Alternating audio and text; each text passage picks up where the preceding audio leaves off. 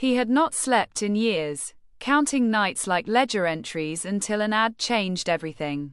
The lighthouse keeper hired her for one night of quiet company and found his carefully ordered hold on the dark unraveling. He expected routine. Instead, he lost control of his nights, then his heart.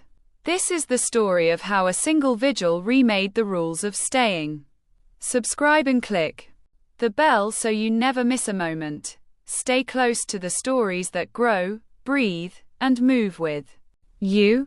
The lighthouse at Cladderhead had been called many things over 3 centuries, none of them polite. Weathered, obstinate, a stubborn light that refused to be put out. Matteo liked that. He had inherited stubbornness from a coastline and a mother who pressed salt into every memory. He had not inherited ease. At 42, with a head fulcrum of grey at his temples and a mind that would not rest, Matteo kept watch not for ships but for sleep. The cottage beside the tower was small, stubbornly clean, and smelled of lemon oil and wet wool. It held a single bedroom, a stove that could cook a stew to sleep on its steam, and a window that looked east toward an open Atlantic that never promised anything but motion. People said the sea did something to the head. It made the small things big, the big things small. It recited truths in a voice an inch too low for comfort. For Matteo, the sea recited in nocturnes and kept him awake.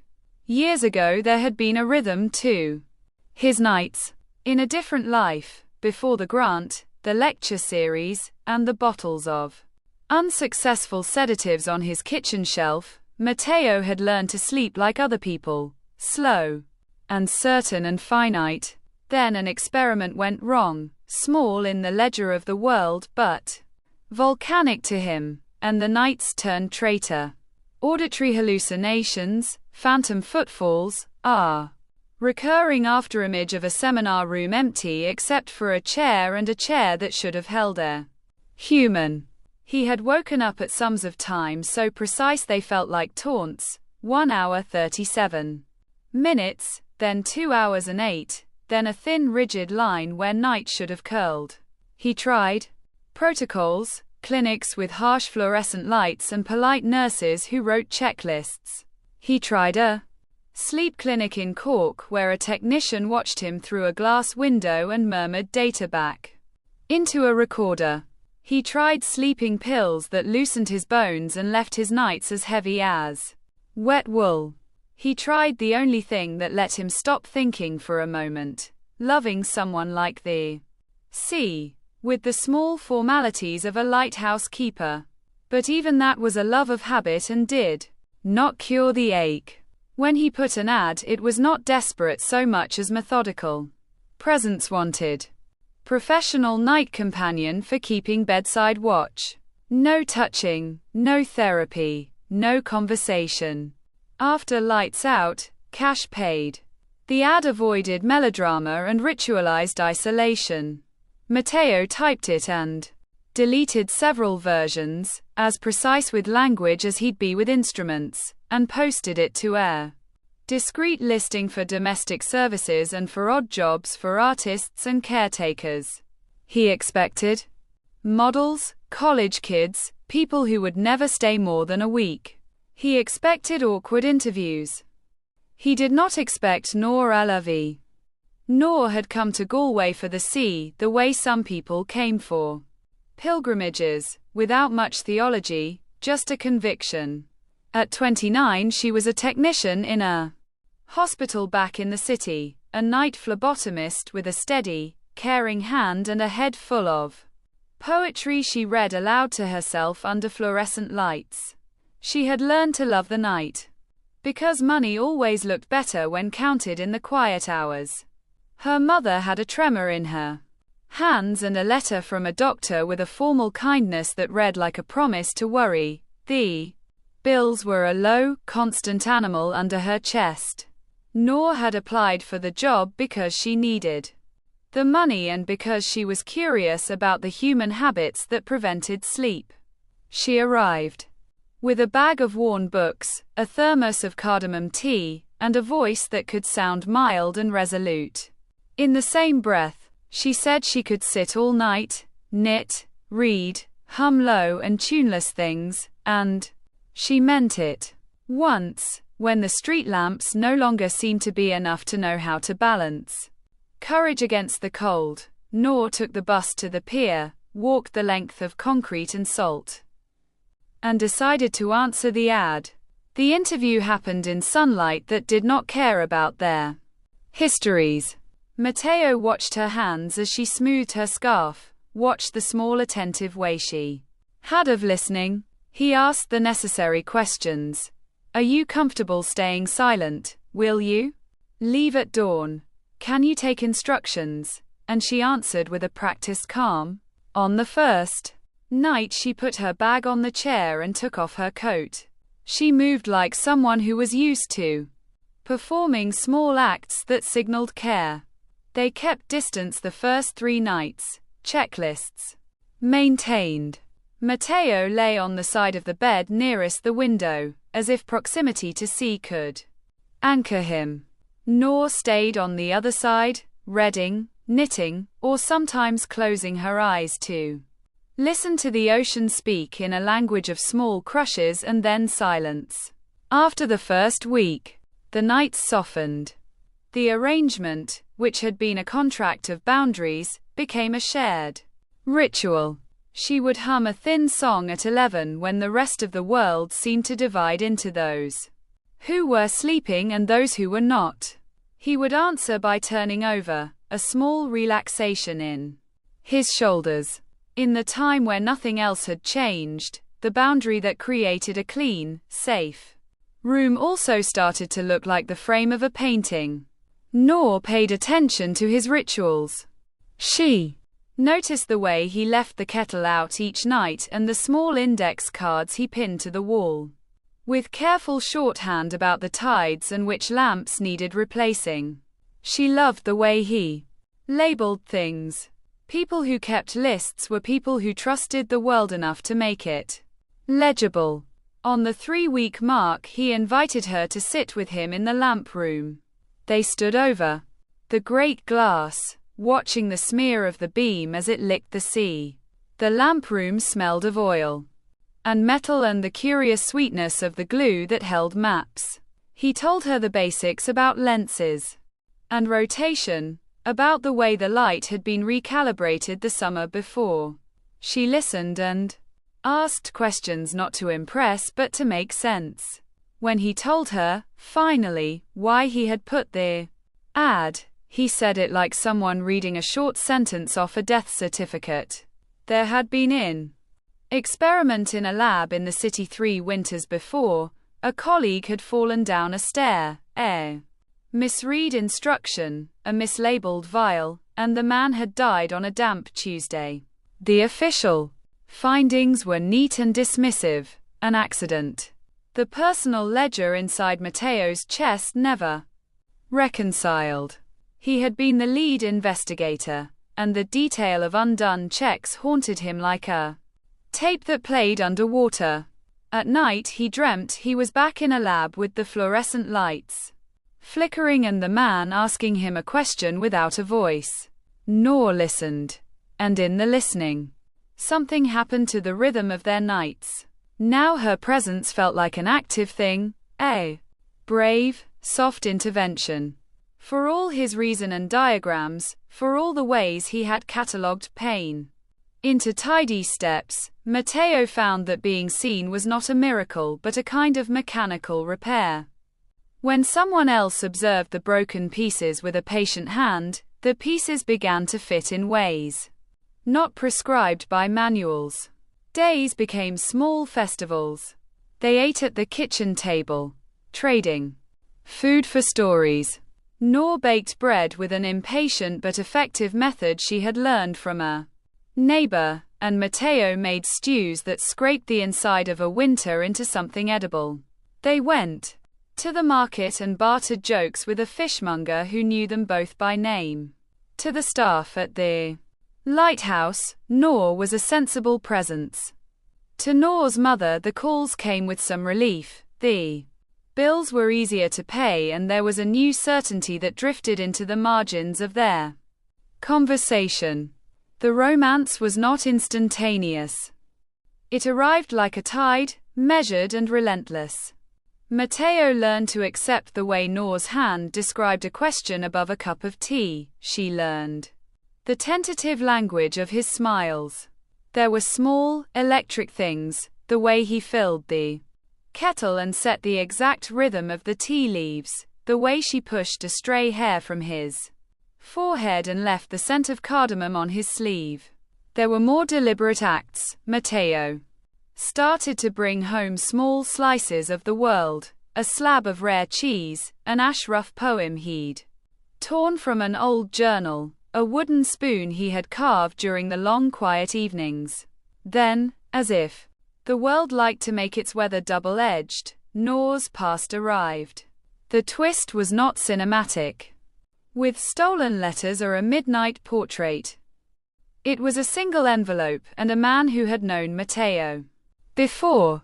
Noor found a small package in the post, a faded photograph, a parking ticket from a city she had never visited, and a card from a man named Brannick Hargreaves, who had once been in a lecture hall beside Matteo. The note was brief. "I need to speak to you about the past." There was a name at the bottom Matteo had not thought of in years, the colleague whose fall had not been entirely an accident for some people who cared to see patterns, Declan Hargreaves. Noor could have folded the envelope into the bottom drawer and ignored it. For a week she moved like someone carrying a secret on the back of their tongue. She did not tell Matteo. She wanted to, but the truth is a lever with an edge. To pull it is to change whatever had been balanced. One night the nettle of secrecy burned bright enough for her to act. Brannick came to the cottage at dusk, shoes sharp, with city polish on the cottage's wick-stained floor. He did not introduce himself with the theatrics of a villain. He introduced himself with an old man's tiredness, a cartography of regret, concentrated into a single hand. His hair was close-cut and grey, his tie was errant, and his voice wound deep in the ways of someone who had learned to keep watch over other people's truths. He said, without beating around it, that Noor had been sent by someone who had once been in that lab the night Declan fell. He said that Declan had been a misfortune and a result, and that some people thought it might have been a bit more tangled. Noor held a cup of tea her fingers had boiled to hotness and felt the world tilt. Brannick said he had been at the bottom of a stairwell with Declan on the night, and that there were things Matteo did not know. And quote, "You have to be careful," and quote, Brannick said simply. And quote, "Not everyone remembers the way conflict turns into silence," and quote. Noor's choice was sudden and implausibly cruel. She told Brannick she would not be a puppet for gossip, that pain curated in coffee shop conversations was a poor way to hold the truth.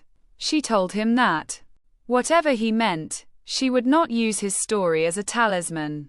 Then, in the pause between his breath and the echo of the stove, she admitted the real reason Brannick's arrival pricked the small threads of her conscience. She had known Declan once, a broken acquaintance, someone who had been kinder than a ledger. Declan had shown a softness to a younger Noor over a coffee at a university canteen. And then he had been gone.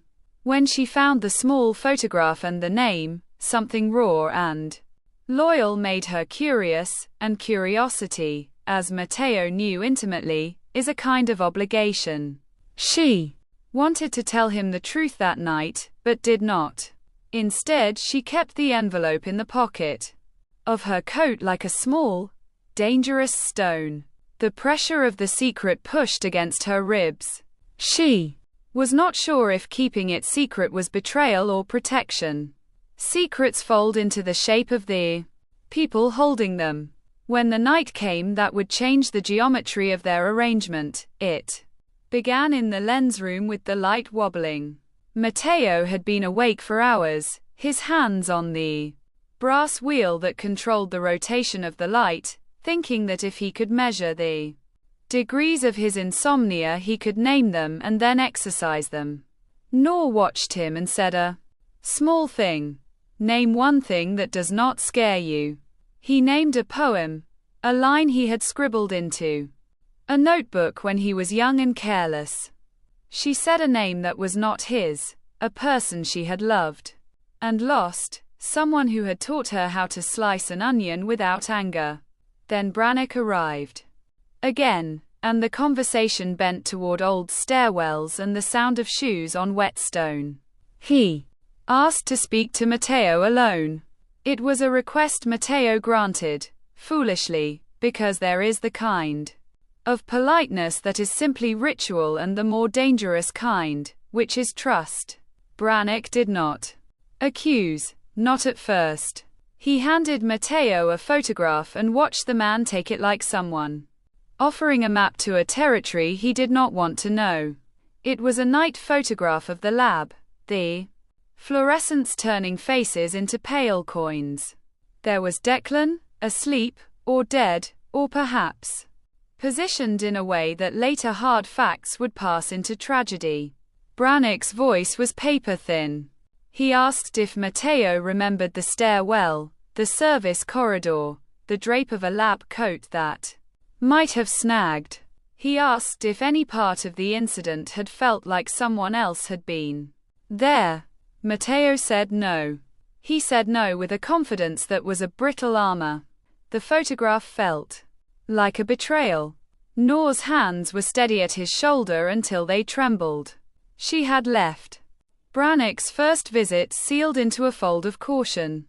She had intended to tell Matteo before this moment, to be honest, in the safe light of their kitchen.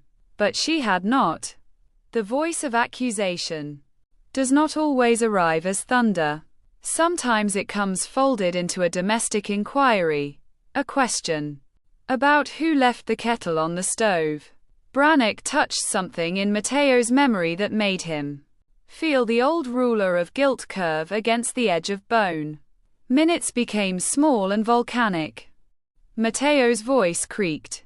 He told them about protocols, about the accidental vial, about how the stairwell had been empty when he returned. Brannick's face did not change. He said only that some people at the time had thought the stair had been tampered with and that Declan had been carrying a box of fragile slides. The truth that was finally voiced did not land as a detonating boom but as water drip by drip. Matteo realized then that his guilt had other faces, the memory that someone had wanted to speak and he had closed the door. He realized with a coldness that traveled like wind that in the weeks after the accident he had been given a chance to reach out to Declan's family and had not. He had let protocol become a shield that hid the small acts of human kindness, and in doing so he had allowed grief to calcify into accusation. Nora turned and left the room to escape. She went to the kitchen and sat with a cup of tea on her knees, thinking about the ways she had held other people in hospitals, how sometimes keeping silent is the only tool left when one is tired. She felt sick. She had kept a secret, and now the secret had become a wedge. Last night the wedge had been small. Today it felt like a wall. He walked over to her, and the cottage was full of a coldness neither of them had ordered. "And what? Why didn't you tell me? And what?" Matteo asked. Not a demand but a question that wanted to know the architecture of her fear. Nora thought of the small photograph and of Declan's laugh, which had once been kind like the sea, which had taught her to slice an onion without anger. She felt the edges of the secret cut into her. She told him the truth. Then, in an exhalation that might have lifted a folded map, she told him she had known Declan briefly, and that she had once thought about him the way people think about bookmarks. She had kept his memory not out of vengeance but loyalty. Matteo listened. His face shifted with every new syllable. His first instinct was to be defensive. His second was to be very human. He realized how much he had liked that his nights had a shape. He had liked being the keeper, the unmoved lamp. But the human heart, when pressed, will rearrange its furniture. He thought about the weeks of being watched by an unwitnessed grief. He thought about the small, true things Noor had done for him, the cardamom tea, the steady breath she kept by his side like a metronome. He realized that secrecy had always been a two-sided coin. He had his secret too, the secret of not crying the night after a man died, the secret of letting distance become an excuse. They did not snap like a cheap bulb. They bent, cracked, and then, in a way that surprised both of them, opted for a more complex repair. Matteo and Noor decided to treat honesty like a sailing term. It meant trimming the sail and adjusting the course, not wrecking the hull. The repair was not cinematic reassurance but a slow reweaving of trust. Thereafter they made rules with a different voice. Noor would tell Matteo when she received mail concerning Declan. Matteo would invite Brannock for tea and ask questions until the edge of suspicion dulled into narrative. They would return to the lab's archive and look at the old logbooks together. Instead of secrecy, they made procedures of truth-telling. Truth, they found, was not as tidy as protocol, but it was more alive. And the nights, which had been a theater of vigil and data, shifted into something that let them breathe. There were moments of fury, of course, arguments that rose like cold storms and left them both salty and honest. There were nights when Matteo could not sleep and Noor hummed the same thin song until the sound became a tether that pulled him down into normal breathing. There were small acts of mercy, the way he left a spare sweater on the back of her chair when the wind bit, the way she warmed his tea with a careful hand when his fingers shook. As things settled, Matteo found himself growing new rituals.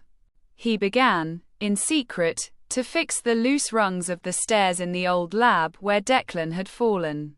He wrote a letter to Declan's family that was long, awkward, and full of things that would be of little legal significance but mattered in the tally of human decency. He confessed in that letter not only procedural errors but the small and private guilt of having stood on the edge of caring and chosen the safety of distance. He sent the letter with a hand that trembled but felt cleaner for the act. Noor, for her part, did a quiet thing that had no applause. She arranged for a community nurse to visit her mother and organized a small fund to keep medicines on the shelf. Payables that used to pile into her mind like bad weather. She also, privately and with a sense of grave mischief, taught Matteo how to bake an onion tart that folded tears into sweetness. Their romance did not culminate in a rash cliff-diving gesture. It took its shape in ordinary things, in the way Matteo would press his forehead to the back of her hand and breathe in the quiet like a hymn, in the way she would lay a book across his knees and slide a margin note into his palm. There were nights of exquisite closeness when they would make love in a way that had urgency and tenderness and that left them exhausted and whole. Those nights were gentle and real and never depicted in language that would clog the air with crude specifics.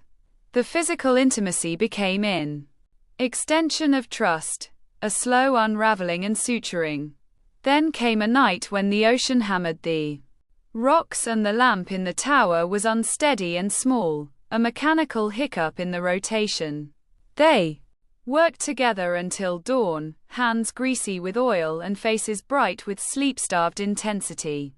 When they finally sat on the lamp room stairs with cups of tea that had become almost rituals, Matteo said a thing that surprised both of them. He said he had stopped taking prescribed sleep aids.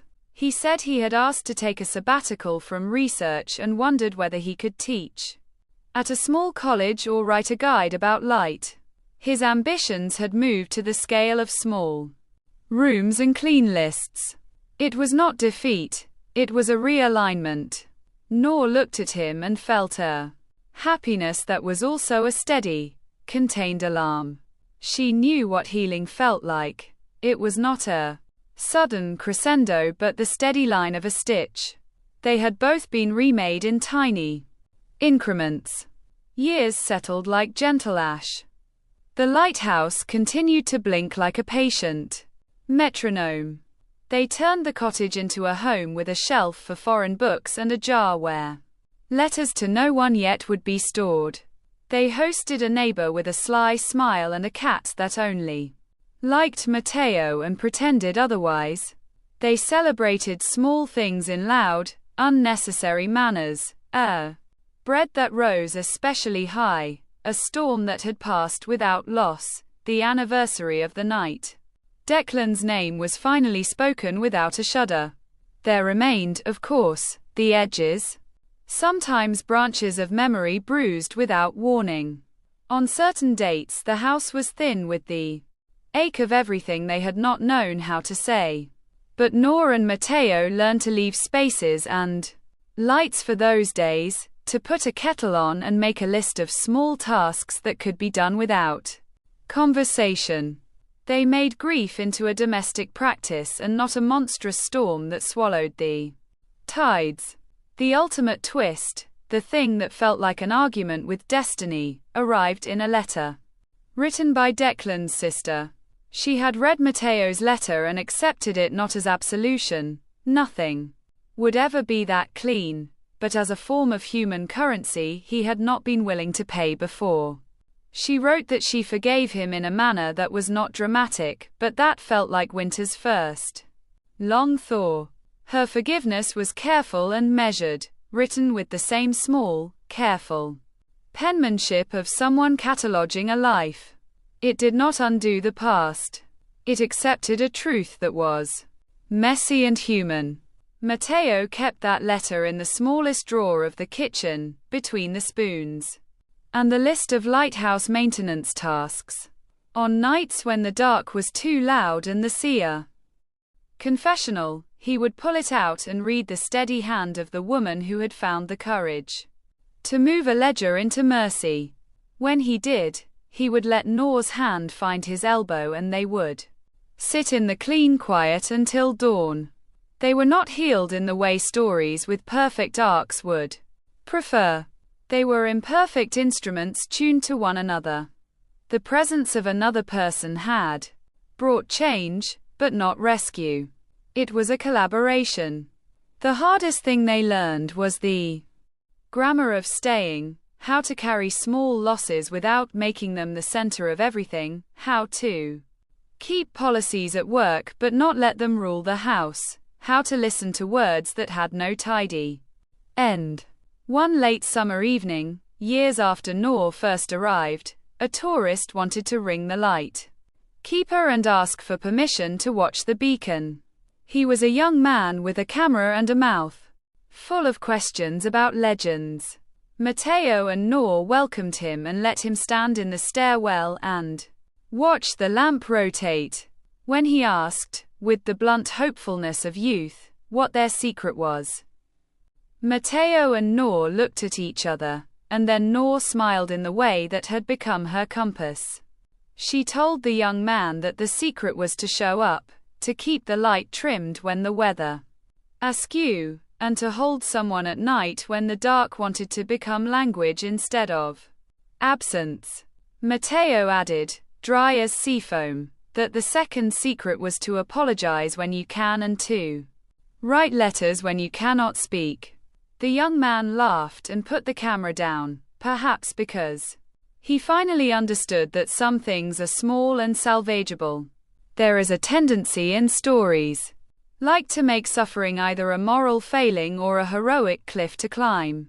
Matteo and Nor learned, in a quieter ledger, that suffering is knotty and often needs, not a scalpel, but a patient hand. They would not claim triumph in any grand way.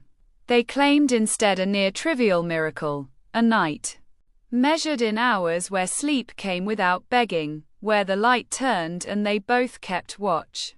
Not just to prevent ships from falling into narrows, but to hold the fragile shape of a life that had learned to let someone sit beside it.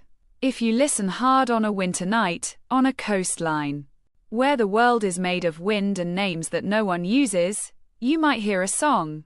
It's not a lullaby. It is a careful list being read out loud by two people who learn together how to be present. It is a hymn to the small instruments that keep us functioning, a kettle, a lamp, a steady hand. It is the language of a life repaired in increments. The sea kept giving and taking, and once the small machine of their lives began to move, more pieces arrived to be examined. Matteo found himself writing again, not the dry reports of research, but letters and small, careful lists. He catalogued the smell of wet wool, the precise tilt of the lamp glass, the cadence of Nor's hum. Each list was a kind of prayer without deity, a map for days that might be lived rather than endured. In the long afternoons when the light was only a promise, Matteo walked the cliff path that ran behind the cottage. He walked to remember the boy who had once run along the rocks, the boy who had believed the sea would always answer back. The boy's footprints had been replaced by a man's careful shoes, but the sea had a memory for both. On those walks he began to gather small things. A piece of rope bleached by sun, a shard of green glass, a coin turned to a dull patina. He brought these treasures home and left them on the windowsill like offerings, an improvised shrine to the idea that small recoveries mattered. Nor, for her part, carried the city with her in compact form, the stamp of the hospital in the way she rolled bandages, the habit of humming old office songs, and the steady economy of a woman who had learned to pay bills before panic. She spent afternoons teaching the neighbors' children how to embroider a simple flower onto a scrap of cloth. The children loved the stories she told about the stars as if star maps were made of sugar. Her mother improved in small, stubborn ways that meant Nor could breathe longer between phone calls. Those little changes gave Nor a capacity to be present in their way. Warmth is present, not intrusive but persistent. Once, in late autumn, they found a storm-vexed boat washed ashore with its motor still warm and a single pair of gloves inside. It wasn't a dramatic rescue. No one needed hauling from surf. Instead, it became a quiet community matter. Matteo and Nor, along with a few fishermen, hauled the boat to a shed and left tea beside it. The owner, an older man named Seamus who fished cod and told long stories about the lighthouse's worst nights, came by the next morning and wept like someone who had been given back the chance to say goodbye properly. Helping Seamus carry the boat felt like a small ceremony, the kind that stitches people into a place. They began hosting informal evenings when weather permitted. The cottage, once a single man's domain, filled with the sound of a small orchestra, the bubbling of stew, Seamus's laugh, Nor's reading of a poem she loved, and the modest clink of spoons. People came with stories about ships, the names of lost dogs, the shape of the sunrise. Matteo learned the names of faces who would be there when a storm came and the lamp failed. He learned immediately that community is not an abstract kindness but an inventory of hands you know by touch. Brannick's visits became briefer and more honest. Old men, with their years packed into one voice, often surprise younger people by softening He told them about Declan in ways that were not always tidy. Declan was a man who loved chess and violet shirts and used to bring leftovers from a cafe that no longer existed.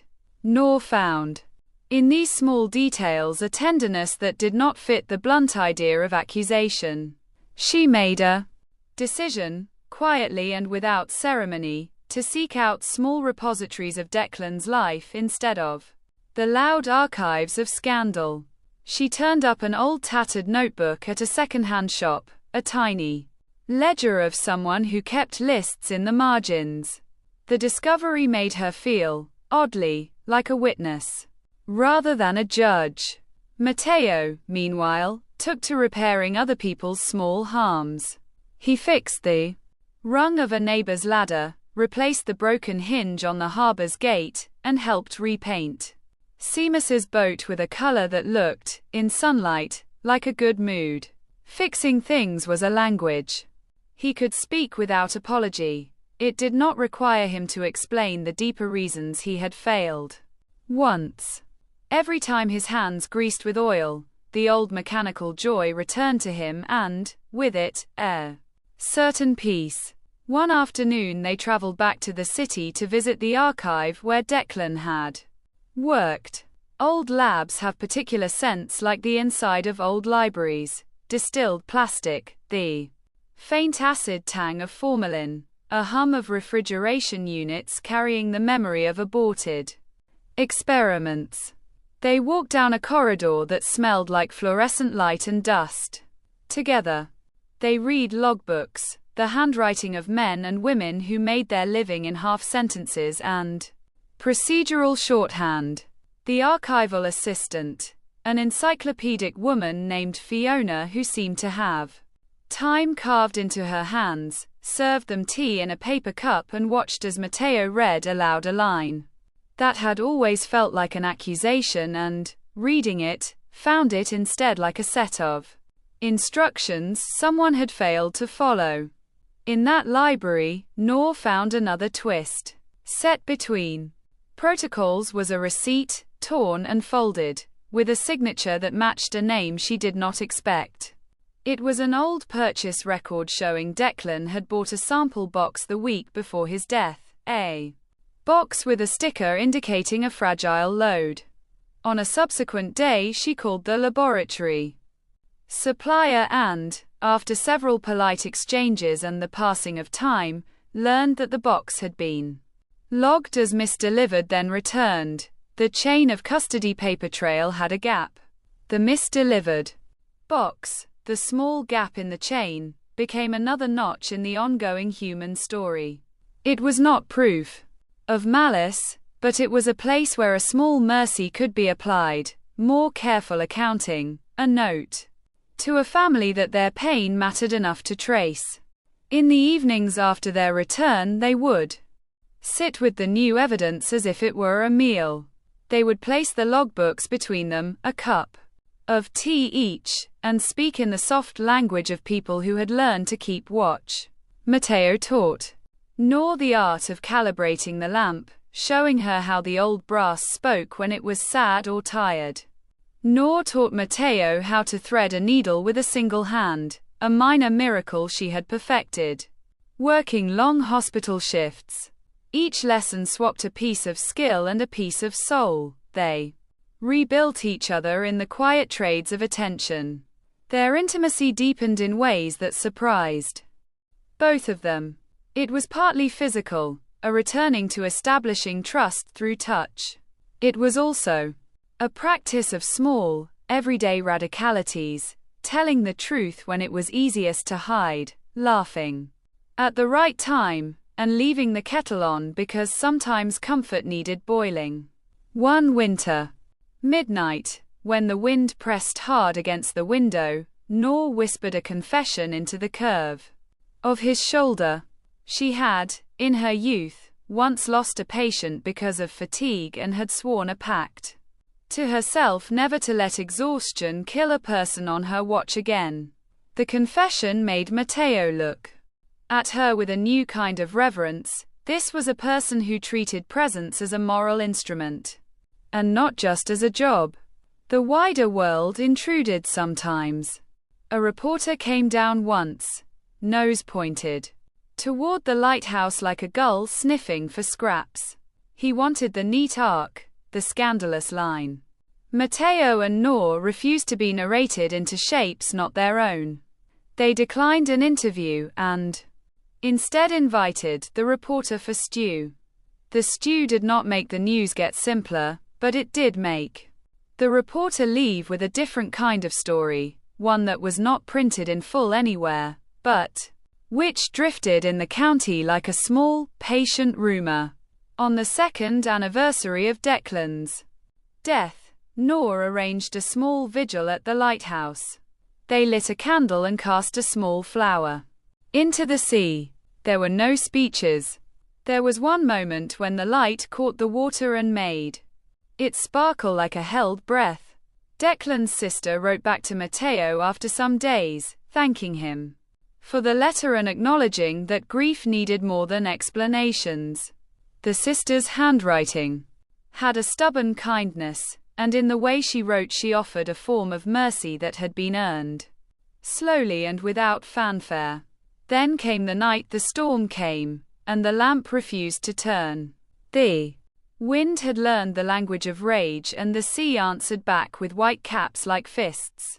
A freighter off the coast had lost power and floated like a helpless animal. The community sprang into practiced action. Matteo and Nor, with Seamus and a handful of others, prepared the harbor, rigged ropes, and lit flares. Nor stood on the quay and directed with a voice that belonged in theaters of crisis and in hospital wards, the voice of someone used to being calm while the world moved violently. Seamus's net tore. A line snapped. In the middle of it all, the freighter's captain, a large man with salt in his beard and relief in his eyes, pulled alongside and grasped Matteo's arm as if the arm itself were a ladder. Back at the cottage after the storm, when sleep finally came in heavy, grateful sheets, Matteo realized with a strange clarity that what he had feared losing, control, had become a different thing. He had lost the hard, sterile control that built walls, but gained the messy, human control of being present when people called. It was, he thought, a better sort of competence. Years continued. In the small economy of their lives, Matteo started teaching a community class on basic lighthouse maintenance and nocturnal observation. He had never imagined himself in front of a room of people, pointing at diagrams, but he found that his hands could be persuasive and his old lectures, once academic and brittle, made sense to people who had to keep lamp oil and a child's bike from being swallowed by the sea. Nor would sit in the front row with a thermos of her cardamom tea and take notes in the margins, offering practical fixes when needed. The class grew, not into a university, but into a seasonal habit of the village. People came with questions and left with a sense of belonging.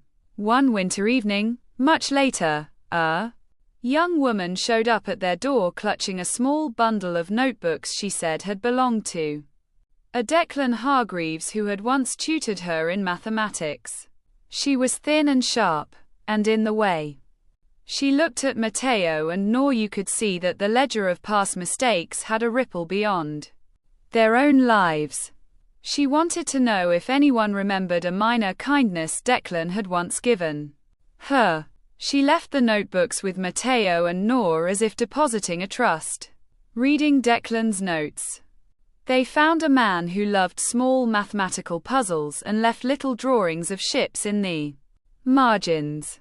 The image of Declan grew, not as a single event but as a small constellation of human acts. In the end, the real change was not in clearing the ledger entirely but in how they lived with it. Matteo kept revising his lists. Nor kept her bag of worn books. The lighthouse kept doing what lighthouses do. It turned, it warned, and it held the dark at a polite distance. They continued to teach, to host soup nights, and to accept the small tasks that made a life serviceable. They learned, with the stubbornness of people with hands used to tools, that mending takes longer than breaking, and that patience is the only currency that never fails to compound. Sometimes, when the light turned and the sea gave up the sound of distant engines and soft geographies of distant lives, the two of them would stand at the lamp room window, hands intertwined, and whisper to no one in particular. The world had given them a ledger full of mistakes and mercies. They read both aloud, not to balance the account but to keep its pages from rusting into silence. It was, perhaps, not what either had imagined when the ad was first posted. But it was something truer. A life kept carefully, a light kept faithfully, and a small love counted in acts rather than in grand absolutions. End of story. They began to mark time in new ways, not by the sterile tick of instruments or the tallies of experiments, but by the softer human measures of a life reheated, a loaf that rose slowly enough to be admired, a jar of jam opened on a morning that promised sun, the first green shoot of sea thrift pushing through the cracked mortar of the garden wall. On the east side of the cottage, where the wind had previously scoured the paint to its bones, Matteo planted a small border of hardy herbs. He remembered the names from childhood: thyme, chives, and a sprig of rosemary he insisted was stubborn enough to remember him. The herbs flourished with the care of two hands and, over months, became a fragrant boundary between the lamp room and the world. Nor took on a project that seemed minor and then drummed into something larger. She began compiling stories. She would sit by the kitchen table with a notebook and ask the fishermen about odd currents, ask the children about why they loved the moon, ask Seamus about the way his father had fixed nets and sang through the work. These stories, she wrote down in a loose, affectionate hand, sometimes as single lines and sometimes as paragraphs. The notebook filled with details, names of boats, obscure recipes, a list of storms, and the songs people hummed when afraid. Those pages, Matteo thought, were the kind of archive that mattered most. A people's small liturgies. They reorganized the cottage on practicalities they had discovered through lived experience. The spare room became a place of small comforts for visiting hands. A patched armchair took permanent residence by the window. The stove's mantel curated a rotating set of objects. A chipped cup Seamus had given them. A postcard with a picture of a distant coastline sent by a tourist whose camera had once caught their lamp in a good photograph. A slate with the month's tide times inscribed in Matteo's precise hand.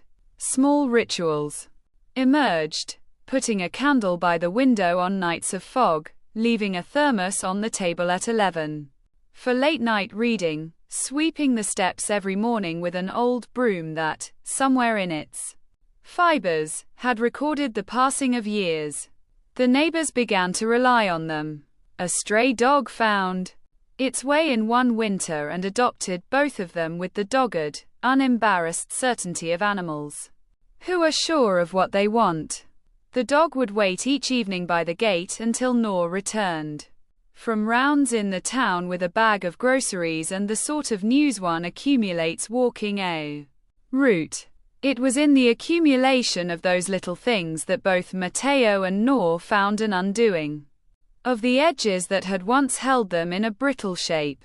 They learned to enjoy small inefficiencies, the time it took bread to rise, the hours in which letters were written by candlelight, the slowness of a dawn broken by the cloud-broken light. From the beginning, the community's younger people were drawn to the warmth of the cottage. Matteo found himself teaching in amateur course one spring, a Saturday morning class that started as a handful of curious teens and grew into a tapestry of ages. They came to learn about the lamp, the bearings, the way to read a map by moonlight. Matteo taught them with a careful patience, not as instruction but as a trade he wanted to pass along. Noor, with her precise hands and generous voice, taught the young people a more domestic craft: how to stitch a seam so it would not burst, how to bandage a sprained wrist without making panic worse. The classes became a seasonal fixture, and with them came another gift: the sense of usefulness that arrives when one is asked for a skill that matters. On quiet mornings, after the class, when the students had walked home and the sun had only begun to promise warmth, Noor and Matteo would sit with mugs of tea and read aloud from the notebook of stories she had been keeping, and quote, "The Girl Who Fixed the Mast by Moonlight," and quote, Matteo read one morning, and they both laughed at the elliptical smallness of the title. Noor corrected his mispronunciations with the gentleness of someone teaching a child, and he, in turn, found her mistakes instructive in the ways intimacy quietly is. Their laughter became something that could be given away and taken back, without feeling lesser for being shared. Not all changes were domestic ease. Sometimes the weight of their histories returned with the force of weather. Matteo would wake in the night with the old lab fluorescence behind his eyes, and the phantom stare would still press at the side of his breathing.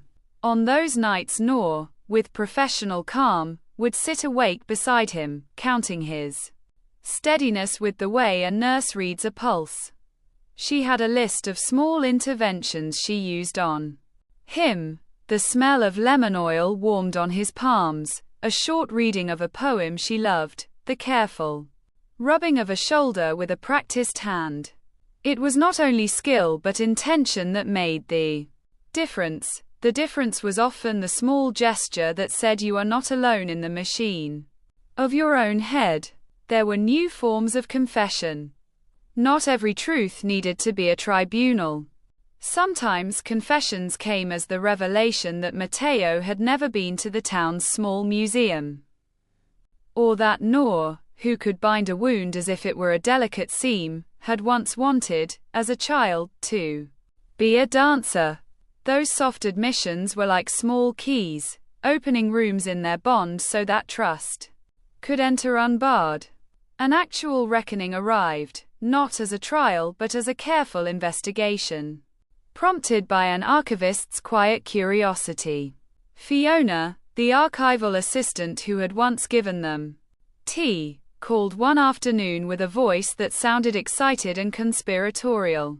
She had been going through old ledgers and found correspondence that suggested a lab supplier had a practice of reusing fragile labels on boxes. It was an administrative mendacity that could have led to a misrouted shipment. This revelation did not exonerate any human failing. Instead, it folded another actor into the tapestry, a company that traded in small lazinesses under the quiet order of profit margins. The discovery expanded what could be done. It meant there could be petitions, letters to suppliers, a drive to ensure that other people's mistakes would not be accepted as procedural accidents. The cause found momentum because the community believed in small reforms. Matteo took to writing in a way that surprised him. He began to send letters to policy boards, to the small suppliers, and to one or two sympathetic journalists who had once written kind things about the lighthouse. He wrote not as an academic reporting results but as a neighbor advocating for better safety and for the recognition that institutional negligence is often a sliver of human carelessness multiplied. He learned that such letters could be clumsy and slow, but the act of writing them placed his hands into the world in a different way. They were no longer tools for scrutiny alone but were instruments of repair. Noor's past, which had once felt like an accusing shadow, softened in the presence of new tasks. She found an outlet for her restless energy in public health outreach. She began meeting with local clinics to organize night shift support, small programs to give bus tokens to exhausted nurses, and a quiet meal for those too tired to cook. It was not grand policy, it was practical compassion delivered with the steady economy of someone used to working long shifts. The programs she helped start were modestly successful. They kept tired hands out of harm's way and offered a human cushion that made the difference between a near miss and a disaster. They had children, not by a clear plan but by a slow accretion of the villages. Young ones who arrived with trust. A neighbor's child, orphaned of a weekend guardian, stayed for a month and left a mark like a small graffiti of enthusiasm on the cottage's life. The child taught both of them to do childish things in new ways: how to fold a paper boat that would float, how to tell a joke so bad it became good again by the sheer persistence of laughter. The house, once a strict inventory of tasks, learned to keep a space for the spontaneous and the messy. Romance grew, as all true things do, in the space where routine met delight. There were months when they barely held hands in public, and months when they would not separate even to sleep. The physical intimacy matured in patience. When they were close, it was with the slow devotion of two people who had learned that bodies remember certain urgencies and that tenderness is as necessary as heat in winter. They learned how to turn towards one another not only when the storm came but in the otherwise hours, the early morning when frost made breath visible, the slow afternoon after a communal meal, the late evening before someone fell asleep reading. The village's rituals adapted to their presence. There was, for example, a small festival of the light, a community night when the lighthouse's lens was cleaned and everyone brought bread to share. They would put a ring of lamps on the headland and walk in a procession, reciting small lines that marked gratitude. Matteo would take up the ancient brass and demonstrate how to polish the lens without leaving any streaks. Nor would stand nearby and explain how a steady hand could mean a life saved at sea. The night was thin with music and the smell of frying onions. It felt like a communal exhale, the island breathing out in relief. A new strain of trouble arrived in the form of legal entanglements. An old policy at the Maritime Board required definitions and reports that didn't necessarily fit the village's way of life. A consultant tried to push standardized maintenance schedules that presupposed industrial budgets. Matteo pushed back with careful arguments, keeping detail and human context at the center. The skirmish was legal and slow, and involved petitions, meetings, and heated discussions. For every victory they won by showing the living map and the human practice of the light, there were small setbacks that required patience. The work cemented something else. It taught them how to argue for local wisdom in a bureaucratic world that preferred tidy graphs. Through these years, Declan's memory reframed itself. He stopped being the pivot point of accusation and instead became simply a person with a fuller life. They found photographs and recipes and a love of chess tucked in margins. They put together a small memorial one spring in the reading room of the town where volunteer lists were pinned. The town's small museum agreed to a corner dedicated to those who worked unseen jobs, keepers of lighthouses, of small machines, of old maps. The memorial was modest: a brass plaque, a few photographs, and a notebook where people could write memories. Declan's sister attended, their eyes meeting in a mutual, guarded understanding. The ceremony had no fanfare, only honest words and the provision of tea. When Matteo and Noor grew older, the light did not so much fade as they learned to balance it differently. They passed down their amateur class to a younger keeper, a woman with an easy laugh and the patient hands of someone who had been a sailor most of her life. They kept the cottage tidy but allowed it to rumble and beat with the life of other people. They took holidays not to be anywhere in particular but to be in places they had not yet learned to be patient, a town with an honest bakery, a city whose museums smelled of dust and old varnish, a beach where the horizon looked foreign and was therefore interesting. On the last shelf of the cottage, among old lamp manuals and a postcard with a lighthouse painted in gold, Matteo placed the letter that had once been in accusation and which had become a conduit for forgiveness. He read it on certain nights when the sea's voice rose in memory and then folded it back into the drawer as if tucking a child under a blanket. Noor would sometimes hum a line from an old office song and then stop, listening to how the tune fit the moment. They were not cleansed. They were not absolved. They were, more often than not, simply present. One twilight, with gulls wheeling like punctuation marks, a small boat drifted in with a young sailor who had been caught in unexpected fog. He tied his line and stumbled up the quay with a story about a strange light that had guided his passage, a light that felt more human than the coastal beacons he had read about in manuals. He wanted to know who kept such a careful lamp. Matteo and Noor looked at each other and then at the sea. They smiled with the modest pride of people who had kept small agreements. The sailor sat with them for a bowl of stew and afterward walked off as if he had been given a map that was not a map, the knowledge that sometimes someone else is watching for you. The last image the village preserved for years was a photograph taken by a visiting student, Matteo and Noor on the lamp room stairs, hands intertwined, faces lit by the thin rotation of the lamp. The photograph was not dramatic. It did not show a climax or a stylized reconciliation.